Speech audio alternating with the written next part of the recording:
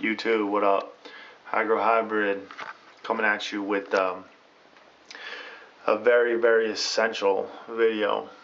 Looking around online on YouTube, I see these growers, I see the the videos, I see the forums. Everybody talks about using tap water, but what I don't see is anybody emphasizing tap water quality. Nobody seems to be caring or having any interest in what individuals' tap water qualities are when they're having problems. So at the base of every grow, it doesn't matter what you're growing. It could be a fucking fern, or it could be a marijuana plant, or it could be anything, fucking rose bush. It all starts here. If you have plants that can only handle 500 ppms, they can only handle 500 ppms because that's just what God intended for that fucking strain. So let me show you my watering system, which is the fucking sole base foundation of my success. And I think if anybody's using this, they could vouch for that. Absolutely. There's not a fucking doubt about it. When I first started growing, I was using tap water. I couldn't figure out for anything in the world. I would change this, do that, buy all this shit thinking supplements were going to do this and they're going to do that and they're going to fix my fucking problems. Full of shit, okay? Not 1 second did anybody ever fucking ask. It just clicked, me when I was talking to somebody one day, and we're talking about parts per million and how many ppms, certain strains can handle more. So let's try to leave that irrelevant for now. But we're talking about ppms and toxicities to plant. Well, nitrogen in abundance, it can be toxic, okay? But before you even get to NPK ratios, toxic tap water at 500 ppm is already toxic. It's unusable. You cannot fucking feed a cannabis plant 500 ppms of whatever the fuck is in the water, and then turn around and add fertilizers to it to bring it up to 2,000 fucking ppms. Before you even add supplements or fertilizers, you've already fucking created a toxicity in your root zone and your medium by adding water that was not good for growing anything. It fucking doesn't matter what it is. And so that's the emphasis that this video is directed towards. So when I realized that, it was a long time, dude. It was probably like fucking 8 months down the road, that I had just clicked. Nobody had fucking actually said, hey, you need to use RO water. Everyone's just going around talking about, I use my tap. You know what I mean? And then I'm fucking using my fucking tap, but nobody is asking, hey, how clean's your fucking tap? You gotta have clean tap water before you can fucking use it to grow. So for anybody watching this video out there, you're probably fucking seen a lot of other videos talking about people using the tap, or people on the forums, this and that, tap water. But their tap water is probably fucking clean. And I'm going to speak about just California. Their fucking water is probably in between 30 to 70 parts per million coming out of the fucking faucet. Okay? Let me show you what my tap water is.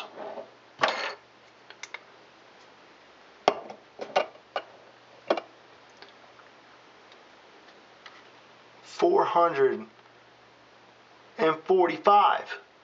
And I hadn't even started adding CalMag or any other kind of supplement or nutrients or fertilizers. $445. Well, let's just say I had a strain that was only capable of handling a toxicity in the root zone of 500. Well, fuck. I don't even get the fertilizer yet, and I'm already at 500. So you can't use fucking tap water that sucks. I think it's like a federal government law that states like no city can provide tap water to the public that is over 500 parts per million. I would say that this city is pushing it, Okay, because on a good day, it's 445. On a bad day, on a normal day, I've measured it 100,000 times.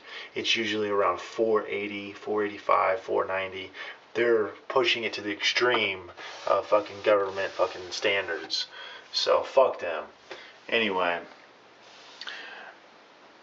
if you have, test your tap water. If you have fucking dirty, toxic tap water, don't use it. You can't use it. You're gonna have to go get your water from a water mill, or fucking get a reverse osmosis water machine, which I'm about to show you here in a minute. This is what my RO, you know, well, actually, this is a lot of residual. I kept going back and forth between these cups, so you can see it's 20, but when it comes straight out of the line, it's 9. So there's residual in this cup and on the tip of this pen, because I just dipped it in dirty water and put it in the fucking clean water. I should have did it the other way around. But you can see that it's 2021. So that's RO water. Now I can start adding the essential things that the plant wants and needs to thrive. Calcium, magnesium. More magnesium. You know, if your plant loves magnesium, is a heavy feeder, it probably likes a lot of magnesium. Then you can start adding your fertilizers, your base fertilizers, and then you can start adding your additives, which would be like, I don't know, humic acids, fucking NPK boosters, and things like that. Whatever you guys like to play with, you know, and organic stuff. But you can't use any of that until you're starting with clean water to begin with. So, yeah, I had a ton of fucking problems. 8 months down the road, it just dawned on me that I'm like, holy shit, I'm fucking feeding 500 ppms. By the time I'm done putting all my fertilizers in there, it's fucking like 1800 ppms. What the fuck am I doing? You know what I'm saying? And that's like a month, you know, a flowering schedule. Like in veg, I would never do that. With veg, using RO water, I'm usually at like 4, in between 4 and 500 ppm. And that's like for a fully, you know, mature vegged bush. And if I'm like clones or rooted clones, meaning they're already rooted, I don't give any fertilizers to unrooted clones. I'm only at like, you know, 200 ppms, 250 ppms to a rooted clone. And as the clone gets bigger, you know, I up the dose. And that's just how it's done. As the plants get bigger, you up the dose. But I'm usually around 4, in between 4 and 5 in veg. That all depends on if I'm running hydro or a fucking pots of dirt, cocoa or something like that. But hydro generally in between 4 and 5. I start upping it into transition, and I generally stay in my comfort zone is around in between, I would say in between 7 and 800 parts per million, and the transitional stretch and first signs of bud sites of bloom. And then watch the stress signs of the plant, and the leaves are the windows to your problems. If you have, you know, questions, or leaves are the windows to your answers of your problems if you have problems. But I hope I got that right. But anyway, you just gotta know symptoms of the leaves and the plants and the reactions. So anyway, with doing all that, I had started fucking pulling a pound of plant. How the fuck did that happen? I was going from, I don't know, an ounce of plant, then applying, as I got better as a grower, applying more techniques and more of this and more of that. Now I can pull over a pound of plant. So as you grow longer and you learn more about the plant, and how versatile and how much diversity that the plant has, you can push this plant to a fucking unbelievable, you know, phenomenal fucking yields. It's just all based on time, how much time you want to veg, you know, how much preparation you gave for veg, how much preparation did you give for rooting in veg, you know, before you plant, you know, transplant it and threw that fucking plant into flower, because you don't want your plant, you know, wasting its energy in rooting when it could be budding. So keep that in mind. But it all starts here with fucking very clean water. This is how it's all hooked up. You know, if I've already gone over this, great. If I haven't, then it's a clean water line. You know, this has got a timer on it, 1 hour timer. put that on the top, come back an hour later, and it's off, you know. And it's got a pressure regulator in there, 30 psi. I could run a fucking 30 psi reservoir if I wanted to, but this is all clean, very well hidden. Nobody ever notices it's here. It's also the drinking water for the entire house. So, you know, we don't go to the store and pay for water anymore. I can't tell you how much money this has fucking saved me. I'm not talking about just $1.50 to fill up your 5-gallon water bucket. Think about all the fucking time, fucking driving back and forth, the gas, the headache, you know, the late nights going to get water, the early mornings going to get water, the suspicious and how suspicious it looks, fucking lugging in fucking unbelievable amounts of water. Nobody drinks that fucking much goddamn water, okay? So it's just, it's not normal.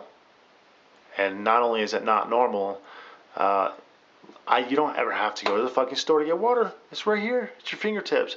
I think these units run like $250. I paid $100 for this out the door with no taxes. Came with everything you see here.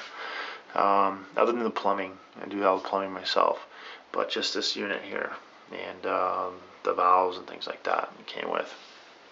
All that stuff, you know, I had to redo them by myself. But that's basically it in a nutshell. I hope that helps everybody with any kind of questions, or even if they didn't have a questions and they just couldn't figure out why their grows weren't going good and they were always having problems with their grows. The base of your grow is always your water quality. What is your water quality? So until you know what your water quality is, don't add any fucking fertilizers or supplements. You know, you want to start fresh. You want to start clean. You don't, you know, I can't emphasize enough on that and how important that topic is. If my water was under 100 ppm, you know, like 70s or the 30s, like California's is, I wouldn't even own this machine. Okay, so that's how those guys can walk around town with their head held high talking about, I just use my tap water. Well, they don't fucking tell you how clean their tap water is, okay? So just don't go home and just start using your tap water until you know what your tap water is. So that's it. All right, guys. So that's tap water, H2O, and reverse osmosis explained. You don't need a 5 or 6, 7 stage filter. Just sediment, carbon for the chlorine, and this is the heart and soul of the operation is your membrane, RO membrane. This removes like 98% or even more of all the ppms. This is just sediment and chlorine. These do nothing for ppm. This does. This is what brings your water down, and this just replacement membrane for this I think is like $80. So, but there is a dump ratio. It's for every 1 gallon of clean water, 3 gallon goes down the drain. You can see this is the dump line right there, and that's just plumbed right into the fucking waste line above the P-trap. So that's it. All right, guys. Peace out. Much love. Thanks for all your comments, your support. There's a lot of good guys out there. That I like to know that I have helped them in some kind of way with their grow, you know, with their medical grow, with all the information that is just misguided, and you can't just explain water in 1 minute. It doesn't work like that. You know, you have to actually put time into reading and studying these things if you don't know anything about them, or just 8 months of fucking trial and error like I did in the beginning. If I wasn't stubborn, I probably would have fucking dropped this and kept buying my fucking medical marijuana at the cannabis shop a long time ago.